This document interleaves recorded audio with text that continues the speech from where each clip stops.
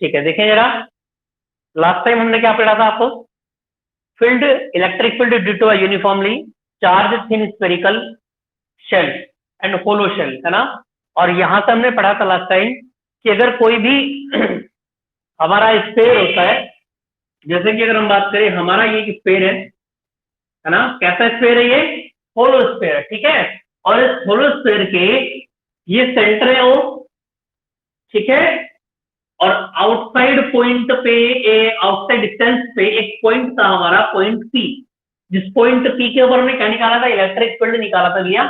और ये electric field कितना आया था बताना जरा, दिख रहा है ना, इक्वल टू 1/4πε0 Q/r²।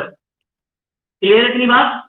ये जो पॉइंट हमने पढ़ा था, ये क्या पढ़ा था, एक्सटर्नल पॉइंट, यानी किसी भी होलो स्फेयर के बाहर एक्सटर्नल पॉइंट पे आउटसाइड एरिया में अगर हम इलेक्ट्रिक फील्ड फाइंड करना होता है ना, तो कितना फॉर्मूला निकल के आता है हमारा, अगर पॉइंट पी हमारा आउट बाहर है ना, तो कितना निकल जाएगा, इक्वल टू 1/4πε0 Q/r²। अब हमने जो हमारा जो पॉइंट था वो ये था, इलेक्ट्रिक फील्ड तो हमने निकाल लिया एक्सटर्नल पॉइंट पे। अब इसी इलेक्ट्रिक फील्ड से हम इलेक्ट्रिक पोटेंशियल कैसे फाइंड करेंगे, ठीक है, ये देखते हैं। उसी के फर्स्ट का सेकंड पॉइंट है ये, है ना। देखो जरा कैसे निकालेंगे हम इसे।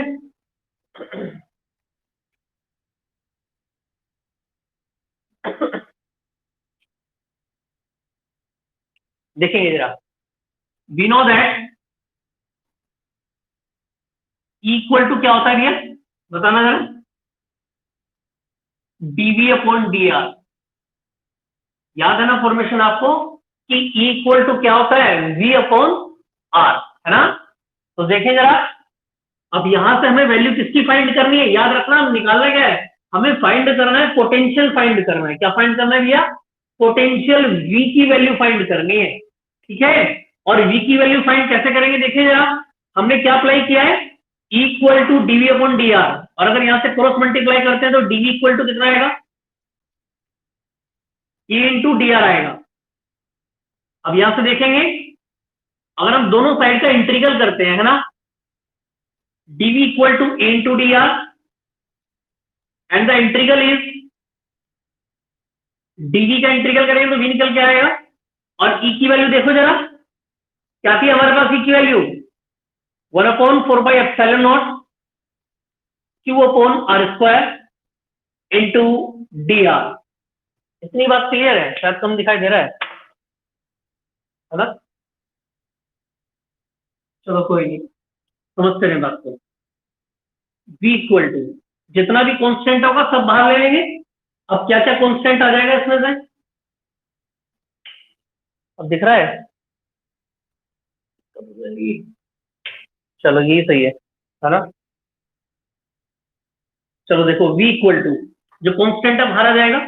अब देखो, इस इंटीग्रल के अंदर हमने क्या क्या रखा है भैया, 1/4πε0 कांस्टेंट है तो बाहर ले लेंगे। और क्या क्या आ जाएगा बाहर, q भी बाहर आ जाएगा। इंटीग्रल के अंदर क्या बचेगा, r², है ना। तो dr तो पहले से ही है, और ये क्या है, 1/r² है ना। और r² को जब ऊपर लेंगे तो कितना आ जाएगा, r की पावर -k2। इतनी बात क्लियर है, बोलो जरा क्लियर है या नहीं, क्लियर है इतनी बात। अब देखिए जरा, इसका इंटीग्रल सॉल्व कर लेते हैं। इधर आ जाओ, इंटीग्रल कैसे सॉल्व करेंगे देखना जरा, v equal to 1/4πε0 into Q, ये तो ऐसा ही रहेगा। अब देखो इंटीग्रल के अंदर क्या है हमारे पास, देखना जरा, r की पावर -2 इंटू dr, है ना। अब इंटीग्रल जब हम सोल्व करते हैं तो कैसे करते हैं, बोलना जरा। देखो जरा, ये जितनी भी क्वांटिटी अंदर r है ना, जब हम इंटीग्रल सोल्व करेंगे तो कैसे करेंगे, बोलो जरा।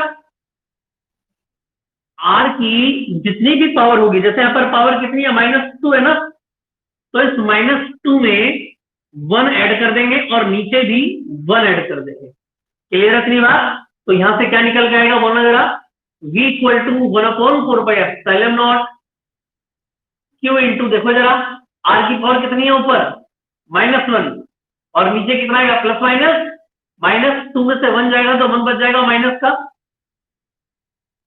तो देखिए जरा से क्या निकल के आएगा, v इक्वल टू माइनस को बाहर ले लेंगे 1/4πε0 इंटू क्यू, और आगे क्या बचेगा, देखो ये माइनस तो ऊपर आ गया बाहर, है ना, और आर की पावर कितनी है, -1, जब नीचे आएगा तो कितना हो जाएगा, +k1, यानी हमारा जो फॉर्मूला है वो कितना निकल गया है, ये बोलो जरा, v equal to -k 1/4πε0 into Q upon are.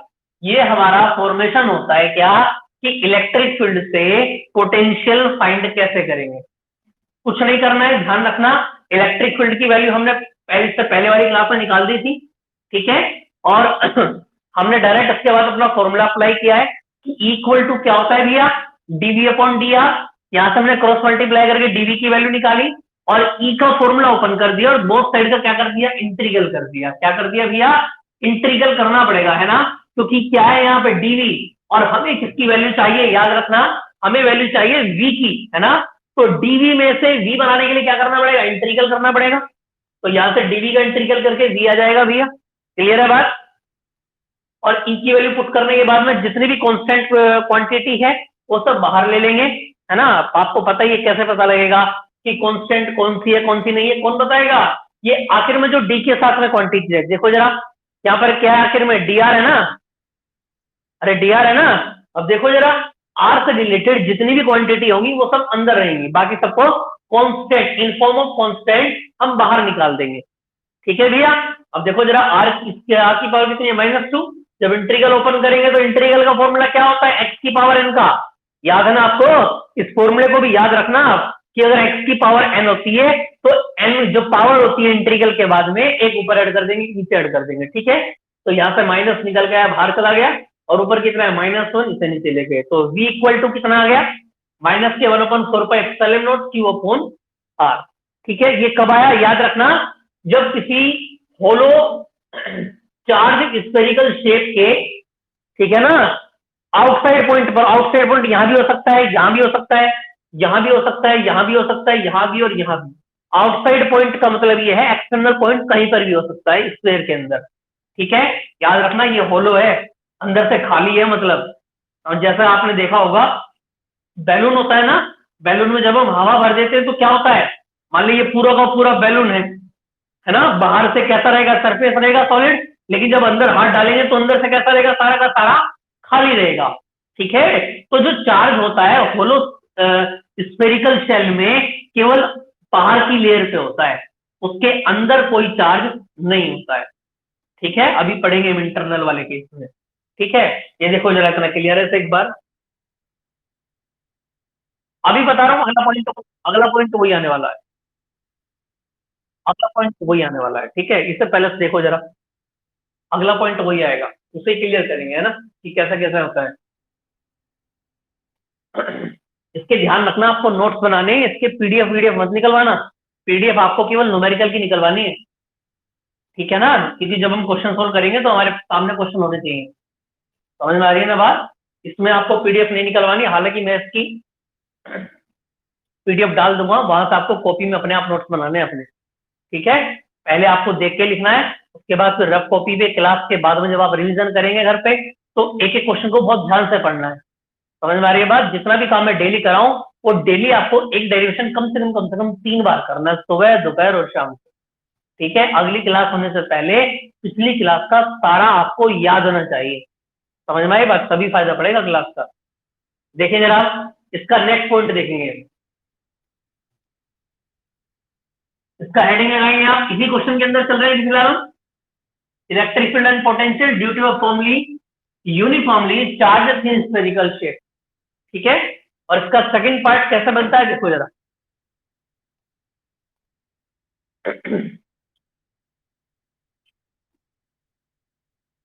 देखिए जरा केस सेकंड,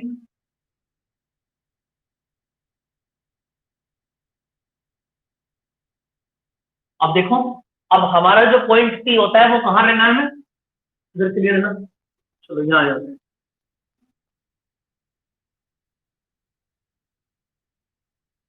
ये स्फेयर है पूरा, ठीक है भैया, और इस स्फेयर की रेडियस कितनी है, आर, ये सेंटर ओ हो गया, ठीक है।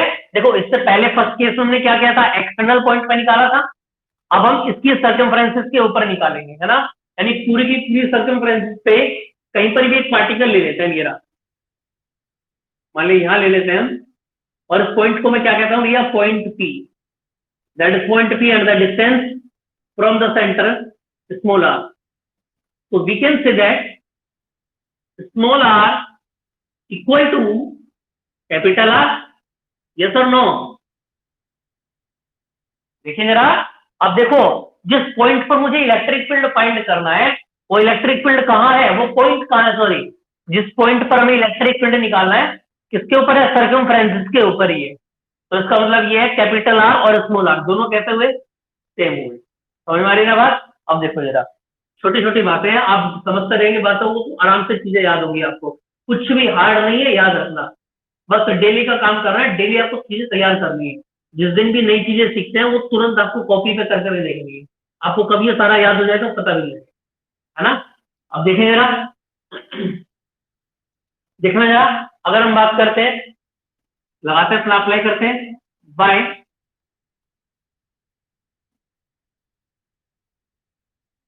गोसिस थ्योरम. बोलो जरा क्या था, clause integral vector E dot D ए, यहां पर आप डीएस भी लिख सकते हैं, ठीक है, कुछ किताबों में आपको डीएस भी मिलेगा, तो कोई घबराने वाली बात नहीं है. एरिया है, आप एच भी कह सकते हैं, ए भी कह सकते हैं, है ना, इससे भी कोई दिक्कत नहीं होने वाली है. 1/एप्सिलॉन नॉट इनटू क्यू. ठीक है भैया, फॉर्मूला अप्लाई करते हैं. देखो जरा, अगर हम इस पॉइंट पर देखते हैं, यहीं पर परपेंडिकुलर जाएगा और यहीं पर डायरेक्शन किसकी बनेगी, बोलो, वेक्टर डीए की. याद है ना आपको, डीए क्या है, छोटा सा एरिया है ना, जिसे हमें लार्ज करना है ए की फॉर्म में. देखो जरा, ये कितना आएगा, ए बी और थीटा, और थीटा कितना होगा, बोलो भैया, 0. क्लियर है बात. 1/एप्सिलॉन नॉट इनटू क्यू. यहां से देखेंगे ई बाहर आ जाएगा, सारा वही है, कुछ भी अलग नहीं है, फर्स्ट केस वाला ये सब कुछ. 1/एप्सिलॉन नॉट इनटू क्यू. आ रही है बात समझ में नहीं. अब देखिए जरा, यहां पर कितना है हमारा, डी आया ना. अब देखो जरा, इसका फॉर्मूला अपन कर देंगे एरिया का. स्पेयर का एरिया कितना होता है, बोलो जरा, 4 पाई आर स्क्वायर, है ना. देखो आर कितना है, यहां से यहां तक, ओ से लेके सी तक की डिस्टेंस कितनी है, स्मॉल आर. और मैंने आपसे क्या कहा है कि स्मॉल आर किसके इक्वल है, बोलो, कैपिटल आर के, है ना. तो जब इसका स्क्वायर का निकालूंगा तो ये आर ले लो या ये ले लो, बात एक ही है. तो 4 पाई कितना आएगा भैया, आर स्क्वायर. अपन एप्सिलॉन नॉट इनटू, इससे पहले वाले में स्मॉल आ रहा था, है ना, क्योंकि स्मॉल आर बाहर था. इस बार सेम है दोनों. तो ई इक्वल टू कितना निकल के आएगा, बोलो भैया जरा, 1/4 pi epsilon naught into Q upon capital R square. बोलो हाँ ना, बोलो भैया, समझ में आया नहीं आया, कुछ बात समझ में आई, बोलो जरा. सचिन, आई बात समझ में, सचिन समझ में आ रहा है ना. देखो अभी पीछे के चैप्टर छुट्टे में तो थोड़ा सा कम समझ में आएगा, ठीक है. बाकी अब नए टॉपिक स्टार्ट होंगे कल से, तो आपको चीजें सारी समझ में आएगी. क्लियर है जरा, समझ में आया. अब देखिए जरा, ये हमने क्या फाइंड किया है, electric field on the circumference, है ना, या ऑन द स्फीयर भी आप बोल सकते हैं. अब एग्जाम में क्वेश्चन कैसा है ये मैं आपको बताता हूँ. देखो इसके 3 केस मैंने आपको बताए हैं, है ना, 3 केस हमने आपको बताए. फर्स्ट केस क्या था, एक्सटर्नल पॉइंट पे. सेकंड क्या रहेगा, ऑन द स्फीयर. और थर्ड क्या रहेगा, इंटरनल, जब इसके अंदर हम जाएंगे. तो एग्जाम में जब क्वेश्चन आएगा तो 3 में से कोई भी एक केस वो आपको देगा. समझ में आ रही है बात, कोई भी एक केस आपको सोल्व करना है, क्या ना, तीनों नहीं आएंगे कभी भी, ऐसा कोई क्वेश्चन नहीं बनता इतना बकवास था. सीधा वो एक ही पार्टीशन देगा आपको, विद न्यूमेरिकल दे सकता है, ये बात अलग है, ठीक है ना, साथ में न्यूमेरिकल ऐड कर देगा तो बात अलग है. देखें जरा, अब इसके बाद मुझे क्या फाइंड करना है, बोलो जरा, पोटेंशियल फाइंड करना है इसी का. कर लेंगे, बताओ जरा, कर सकते हो, सिंपल है ना. देखो जरा कैसे करेंगे, सीधा सा है, वी नो दैट, हम क्या जानते हैं, अरे हम सब जानते हैं ना, या नहीं, जानते हैं ना हम सब. चलो, इक्वल टू क्या है, बोलो जरा, DV upon D R. Clear है बात भैया, ठीक है. अब देखे जरा यहाँ से, कितनी वैल्यू निकल के आएगी बोलो जरा। इसका क्रॉस इंटीग्रल कर देंगे, डीवी इक्वल टू कितना आ जाएगा बोलो, ए इंटू डी आर। ठीक है, इंटीग्रल बोथ साइड। नहीं कम है मार्कर में सर, है ना, क्लियर नहीं आ रहा है सर।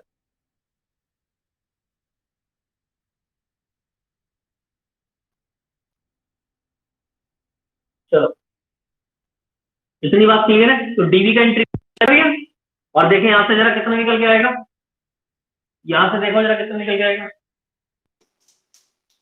इक्वल टू कितना होगा, 1/4 by epsilon not Q upon, याद रखना फॉर्मूला क्या अप्लाई किया था हमने, याद है ना, क्या यूज किया था फॉर्मूला हमने, कैपिटल आर स्क्वायर क्या आ जाएगा बार 1/4 बाय एप्सिलॉन नॉट, क्यू भी बाहर आ जाएगा भैया, है ना। अब देखो इंटीग्रल में अंदर में क्या है, dr है ना, और नीचे क्या है, कैपिटल आर स्क्वायर, तो दोनों अलग अलग है भाई, दोनों आर अलग अलग है ना, तो देखे जरा कैसे करेंगे, ये तो कांस्टेंट बनेगा, ये बाहर आ जाएगा, इंटीग्रल में क्या बचेगा केवल बोलो जरा, डी आर, इंटीग्रल में क्या बचेगा, dr है ना, देखो जरा b equal to 1/4 pi epsilon naught q upon r square into dr का इंटीग्रल करोगे तो कितना आएगा, r आएगा, और आर किसके इक्वल है बोलो जरा, आर किसके इक्वल है, r से r कैंसिल हो गया और b इक्वल टू कितना आ गया, 1/4 pi epsilon naught into q upon r। Clear है बात, क्या आ गया, इलेक्ट्रिक पोटेंशियल आ गया, समझ में आ रही है बात। एक मिनट आप इसे देखो जरा, एक मिनट में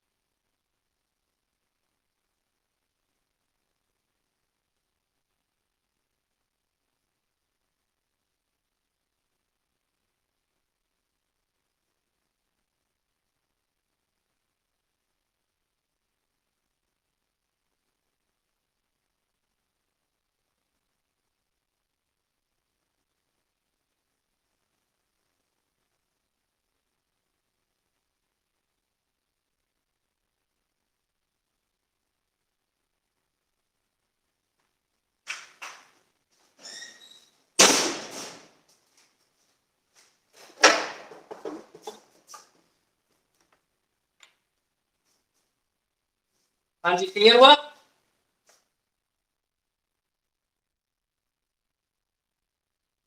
इतना क्लियर है भैया?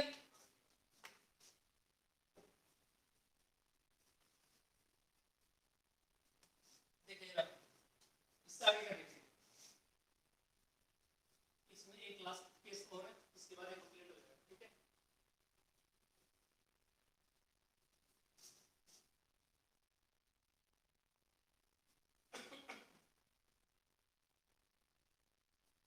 देखिए जरा, अब आता है केस थर्ड हमारा, ये पूछा जाता है, जरा ध्यान रखना, ठीक है?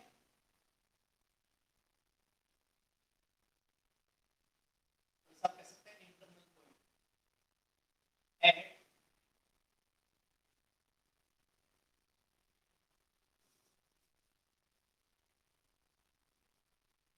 इंटरनल पॉइंट, ठीक है? और क्या कह सकते हैं उसे याद रखना, देखो एक बात का याद रखना,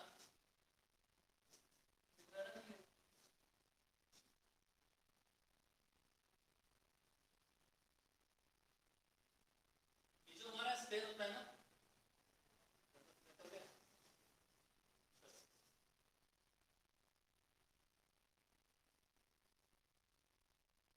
ये सेंटर हो गया, वो क्लियर है? और ये इसका रेडियस हो गया कैपिटल आर भी, ठीक है? अब इसमें एक बात ध्यान देने वाली है, क्या? देखो, अब इंटरनल पॉइंट का मतलब ये हो गया कि स्मॉल आर कैसा होगा बोलो, लेस देन होगा कैपिटल आर से। समझ में आई बात क्या नहीं भैया? स्मॉल आर कैसा होगा बोलो जरा, लेस देन होगा कैपिटल आर से, यानी कि जो पॉइंट पी लेना है इस बार कहां लेना है बोलो जरा, इसके इंटरनल पॉइंट पे लेना है। यानी कि अगर हम बात करें, ये इंटरनल पॉइंट ये ले लिया मान लिया मैंने, है ना? इसके अंदर कहीं भी ले सकते हैं आप, ये इंटरनल पॉइंट मैंने पी ले लिया भैया, आपको समझ में तो आ रहा है ना? देखो सबसे पहले हमने इसके बाहर इलेक्ट्रिक फील्ड निकाला, फिर इसके ऊपर निकाला, अब इसके अंदर की बात चल रही है ना? और अंदर कहीं पर भी आप पॉइंट पी ले सकते हैं, जैसे मैंने यहाँ पर ले लिया पॉइंट पी। अब इस पॉइंट पी पे मुझे क्या निकालना है, इलेक्ट्रिक फील्ड फाइंड करना है ना? और इलेक्ट्रिक फील्ड फाइंड होने के लिए गॉसेस थ्योरम लगानी पड़ेगी, और गॉसेस थ्योरम किसके ऊपर लगा सकते हैं, याद रखो जरा, बोलो किसके ऊपर लगा सकते हैं? गॉसेस थ्योरम किसके ऊपर लगा सकते हैं बोलो जरा? अरे बॉस वॉइस क्लियर आ रही है ना मेरी? वॉइस क्लियर है ना भैया?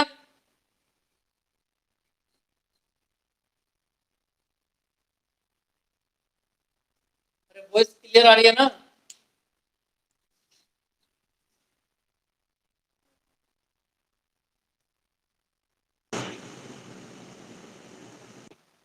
अब बोलो जरा, क्लियर आ रही है?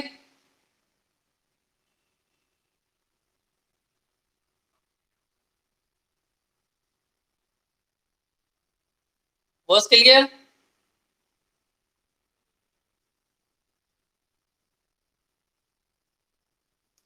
नहीं आ रही है क्या?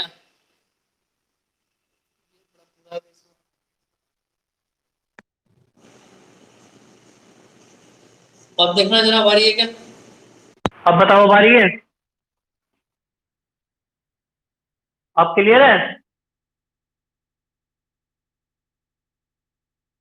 चलो ठीक है, देखना जरा, अब इससे आगे का देखेंगे हम, सीधी अपनी गॉसेस थ्योरम लगाते हैं ना। गॉसेस थ्योरम लगाने से पहले क्या लेना पड़ेगा, गॉसियन सरफेस, और गॉसियन सरफेस के लिए क्या लेते हैं, जिस पॉइंट पर इलेक्ट्रिक फील्ड फाइंड निकालना होता है वो पॉइंट कैसा होना चाहिए बोलो, एक कवर्ड एरिया के अंदर होना चाहिए हमारा। तो हमने यहाँ पर कवर्ड एरिया बना दिया, ये क्लियर है बात इतनी, है ना? और यहां से यहां तक की डिस्टेंस बोलो क्या होती है, आर, स्मॉल आर होती है ना भैया, और इसकी रेडियस पूरी की कितनी है, कैपिटल आर, ठीक है? अब याद रखिए यहां पर एक एरिया लेना पड़ेगा हमें, डीए, जैसा कि हम हर बार लेते हैं, और यहां से जो डायरेक्शन जाएगी ये वेक्टर डीए की जाएगी डायरेक्शन, और इसी के ऊपर जो परपेंडिकुलर बनाएंगे वो वेक्टर ई बनेगा, यानी कि दोनों के बीच का एंगल कितना आएगा बोलो, 0 डिग्री आएगा। ये इससे पहले की क्लास में क्लियर कर चुके हैं हम सारा, है ना? कि अगर दोनों के दोनों एक ही लाइन पर है, ई और डी ए, तो दोनों के बीच का एंगल कितना होता है, 0 रहेगा, ठीक है? देखिए जरा इससे आगे का कितना होगा, अब यहां से अगर हम देखेंगे तो कितना निकल के आएगा, बोलो जरा, बाय गॉसेस थ्योरम, बोलो, close integral vector E dot D A equal to 1/एप्सिलॉन नॉट इंटू क्यू। क्लियर है बात? अब देखें जरा, यहां से क्या फॉर्मेशन निकलेगी, E into D A into cos theta, यानी कि 0 डिग्री आएगा भैया, और 1/एप्सिलॉन नॉट इंटू क्यू। अब एक बात देखेंगे यहां से क्या, कि जब हमारे पास कोई होलो स्फीयर होता है, होलो स्फीयर का मतलब समझिए, जैसे मैंने आपको बताया कि मेरे पास एक बैलून है ना, और बैलून में मैंने क्या कर दिया, एयर को फिल कर दिया, ठीक है। और बैलून के अंदर क्या होता है, बोलो जरा, अगर बैलून के अंदर हम देखें तो बैलून के टोटल के ऊपर के एरिया के ऊपर चार्ज कैसा होता है, स्प्रेड हो सकता है, लेकिन बैलून अंदर से कैसा है, बोलो, खाली है, होलो है ना। अरे बैलून अंदर से कैसा है, होलो है ना, सॉलिड तो नहीं है। तो भी याद रखना, होलो के अंदर तो हवा है केवल, होलो के अंदर क्या है, बोलो, उस बैलून के अंदर तो हवा है ना, केवल एयर है ना, और एयर में कोई करंट लगने वाला नहीं है। कुछ समझ में आया कि होलो स्फीयर के अंदर करंट क्यों नहीं होता है? क्योंकि अंदर क्या होती है, केवल और केवल एयर होती है, वो अंदर से सॉलिड नहीं होता है, ठीक है।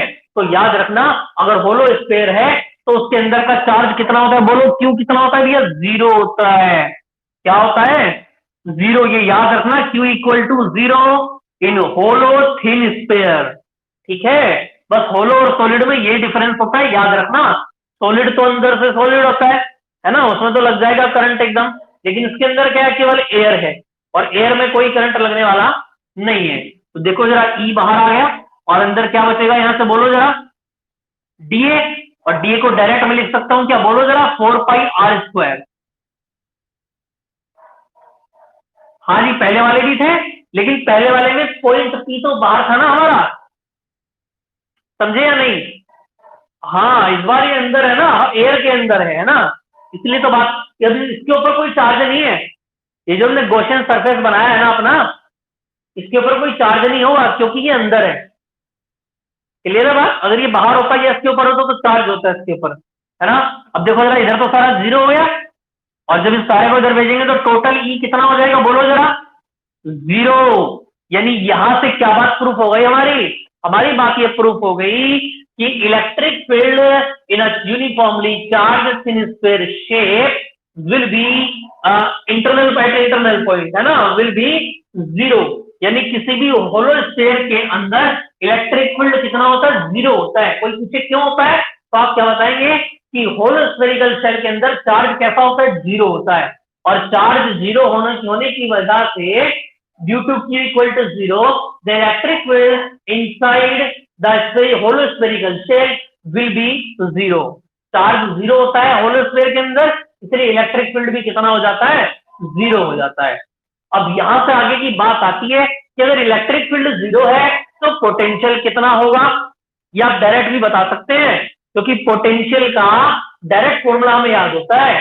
क्या याद होता है, बोलो जरा, डायरेक्ट फॉर्मूला क्या होता है, इक्वल टू क्या होता है, बोलो जरा, डीवी अपॉन डी आर। देखो जरा, अगर हम बात करें, यहां देख लेते हैं, इधर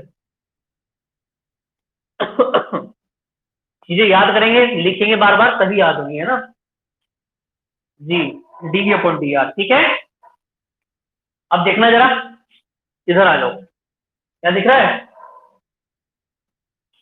because equal to DV upon D R, और ई कितना है, बोलो, मेरे पास 0 है ना, तो डीवी अपॉन डी आर, ई कितना है, बोलो, 0 है ना, यानी ये डीवी अपॉन डी आर किसके इक्वल हो गया भैया, 0 के इक्वल हो गया। और याद रखना, एक बात याद रखना, क्या, देखो जरा, अगर कभी भी ऐसी फॉर्मेशन 0 के इक्वल होती है, यानी डीवी अपॉन डी आर, है ना, या डीएम अपॉन डी एक्स, या डीएक्स अपॉन डी वाई 0 के इक्वल होता है, तो याद रखना कि जो अपॉन में होता है ये तो 0 हो जाता है ना, लेकिन जो ये ऊपर होता है ना, डी के साथ में जो वी, जो भी क्वांटिटी हो, वी हो, एम हो, एक्स वाई जेड कुछ भी हो, ये वी कैसा हो जाता है, कांस्टेंट हो जाता है।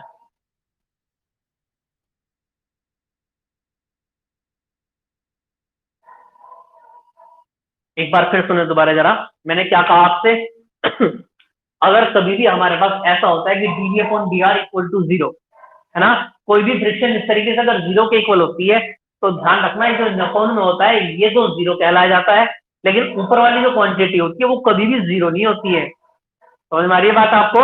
ऊपर वाली क्वांटिटी को हम क्या बोलेंगे कि देखो dv का मतलब क्या होता है, डिफरेंस इन v। मेरी बात सुनना ध्यान से, इस dv का मीन क्या होता है, डिफरेंस इन v। और कितना है वो डिफरेंस, 0 है, और डिफरेंस 0 है तो उसका मतलब v की वैल्यू क्या है, पहले वाली है। और पहले वाली क्या थी बोलो जरा। So we can say that the value of v will be 1/4πε0 q upon, इससे पहले वाले में कितना था बोलो जरा, upon r, and the r is capital R, remember it, r is capital R। बोलो समझ में आया नहीं आया? होल v कांस्टेंट आ गया ना, कांस्टेंट का मतलब क्या है, जहां था वही रहेगा, समझे?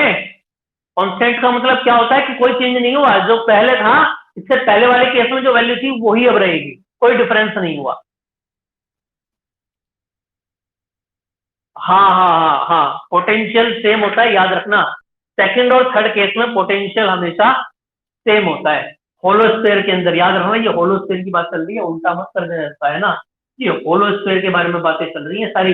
दिमाग खोल के चीजों को याद रखना कि ये जो क्वेश्चन पढ़ रहे हैं ये किसके लिए पढ़ रहे हैं, ये होलोस्फीयर के लिए पढ़ रहे हैं, है ना। तो इसलिए चीजें आपको याद होनी चाहिए। तो 3 केस हमने रिमेंबर किया होलोस्फीयर के बारे में, है ना। देखो जरा फिर दोबारा से रिवाइज कर लेते हैं। होलोस्फीयर की हेडिंग जरूर याद रखना, electric field and potential due to a uniformly charge thin sphere shape या होलोस्फेरिकल शेप। समझ में आ रही है बात? अब इसमें 3 केस मैंने आपको बताया। केस फर्स्ट क्या बताया था, एक्सटर्नल पे, एक्सटर्नल पे कितना निकल के आया तो बोलो जरा, इक्वल टू 1/4πε0 q/r²। और वहां से हमने v कितना फाइंड किया था भैया, v इक्वल टू -1/4πε0 q/r। इतनी बात क्लियर हुई आपको या नहीं? इतनी बात क्लियर है। और वहीं से हमने सेकंड केस में क्या निकाला था, ऑन द सर्कमफ्रेंसेस, यानी स्फीयर के ऊपर इलेक्ट्रिक फील्ड कितना होता है ना। देखो जरा कितना होता था, इक्वल टू कितना निकाला था हमने बोलो जरा, 1/4πε0 q/r², because in the second case the capital R is equal to small r, है ना, because the point P where we will find the electric field and potential is situated at on the circumferences of the sphere। Clear है बात? अब third उसमें हमने v कितना निकाला था, v इक्वल टू कितना था, -1/4πε0 कैपिटल R, याद रखना, है ना। और थर्ड केस में मैंने क्या बोला, on the end the internal point, यानी स्फीयर के इंटरनल पॉइंट के अंदर में कितना होता है बोलो जरा, when small r is less than capital R। अंदर आ गया ना तो कैपिटल R से छोटा हो जाएगा स्मॉल, है ना। तो E कितना निकल गया है, तो 0। क्यों? क्योंकि होलो के अंदर चार्ज कितना होता है, याद रखना, होलो स्फीयर के अंदर चार्ज कितना होता है, 0 होता है। अंदर से कैसा होता है, खाली होता है। समझ में आई बात है नहीं? और एयर में, हवा में कोई करंट लगा तक नहीं लगा ना भाई, सुना कि हवा में हाथ लगाया और करंट लग के उड़ गया, ऐसा कुछ नहीं होता है ना। कोई सॉलिड चीज होती है उसके ऊपर हाथ लगाएंगे तभी करंट हमें लगेगा, है ना। लोहे का कोई तार पकड़ेंगे, आयरन का कोई या कोई खंभा पकड़ेंगे, ऐसा तो नहीं हुआ हवा में हाथ लगाया करंट लग गया, है ना, है ना। तुम शक्तिमान हो तो बात अलग है, उसका तो मामला ही दूसरा है ना। चलो ये समझ में आया। इक्वल टू यहाँ से कितना हो जाएगा, 0, बिकॉज चार्ज इन बोलो विल बी 0। और यहाँ से v मैंने निकाला तो v कितना निकल के आएगा बोलो जरा, v आ जाएगा कांस्टेंट। याद रखना होलोस्फीयर के अंदर पोटेंशियल हमेशा कांस्टेंट होता है, ये याद रखना। जबकि इलेक्ट्रिक फील्ड 0 होता है, ये पूछा भी जाता है कई बार, है ना। ये रीजन पूछा जाता है कि एक्सप्लेन द रीजन या why electric field 0 and potential will be constant, है ना। तो ये बात आप वहां पर करके नहीं दिखा सकते हैं, ऐसे क्वेश्चन बन जाते हैं कई बार। तो फिर ये बोलते हैं कि हमें लिखाया नहीं है। तो इन चीजों को याद भी रखना है आपको, थोड़ा सा लैंग्वेज भी आपको याद रखनी है कि जो हमने किया है ये किसके लिए किया है। समझ में आई बात इतनी? कुछ क्लियर हुआ या नहीं? देखो अब ये सारे डेरिवेशन हमने पढ़े होलो के लिए, है ना। कल जो क्लास होगी टाइमिंग वही रहेगा, सुबह 7 बजे से क्लास रहेगी, ठीक है ना। बाकी जितने भी बच्चे हैं ना भैया, बोल दो उन्हें कि क्लास छोड़ेंगे तो दिक्कत बन जाएगी साथ में, ये पता नहीं लॉकडाउन कब तक चलेगा, कब तक नहीं चलेगा। अब सुनने में आ रहा है 1-2 महीने कम से कम और चलेगा पूरे महीनों में, है ना। तो ऐसा ना हो कि जितना हमने पढ़ा वो सब जीरो हो जाए। समझ में आ रही बात? थोड़ा पढ़े, लेकिन ऐसा पढ़े कि चीजें याद हो। भले एक दिन में एक टॉपिक हमारा, कोई दिक्कत होने वाली बात नहीं है। एक दिन में अगर हमारा एक टॉपिक भी कंप्लीट होता है या 5 से 10 न्यूमेरिकल भी होता है, तब भी कोई घबराने वाली बात नहीं है। अगर आप उन्हें भी तैयार कर लेते हैं एक दिन में एक या 2 डेरिवेशन, तब भी कोई दिक्कत वाली बात नहीं। लेकिन याद ऐसा करें कि जो आपको कम से कम एग्जाम तक याद रहे। ऐसा ना हो कि एक हफ्ते का क्या पढ़ा, फिर नेक्स्ट वीक क्या पढ़ा, फिर दिमाग जीरो होता जा रहा है सारा के सारा। समझ में आ रही बात? जो टेस्ट मैंने बोला था उसे अभी पोस्टपोन कर देते हैं टेस्ट को, तो बच्चे ही क्लास नहीं ले पा रहे तो टेस्ट कहाँ से देंगे, और भाग जाएंगे जितने भी हैं। समझ में आ रही बात? है टेस्ट अभी नहीं होगा, इस चैप्टर के तुरंत बाद टेस्ट होगा, याद रखना। जैसे हम कैपिटल स्टार्ट कर देंगे अपना, ठीक है, दोनों चैप्टर के न्यूमेरिकल कराने के बाद में तब हम टेस्ट रखेंगे अपना। ये समझ में आ रही है? ये समझ में आया? फॉलो के लिए सारे क्वेश्चन हमने कर लिए। अब कल जो हम स्टार्ट करेंगे अपना सुबह के टाइम में, वो हम करेंगे क्या, सॉलिड से रिलेटेड, है ना। कल के डेरिवेशन बहुत इंपॉर्टेंट है, याद रखना। कल और परसों जो मैं क्वेश्चन कराऊंगा आपको, ये दोनों ही इंपॉर्टेंट है, याद रखना, है ना। और भी बहुत सारे क्वेश्चन मिलेंगे उसमें, सरफेस डेंसिटी वगैरह से रिलेटेड है ना, छोटे छोटे पॉइंट है हमारे। फिर उसके बाद न्यूमेरिकल चल जाएगी, ठीक है। बस ये बोलना सभी को कि क्लास ना छोड़ दिए, दिक्कत हो जाएगी फिर ज्यादा, ठीक है। इसे रिवाइज करेंगे आप, ठीक है ना। इसे तैयार करना सारे को, आज इतना ही रखेंगे, ठीक है भैया।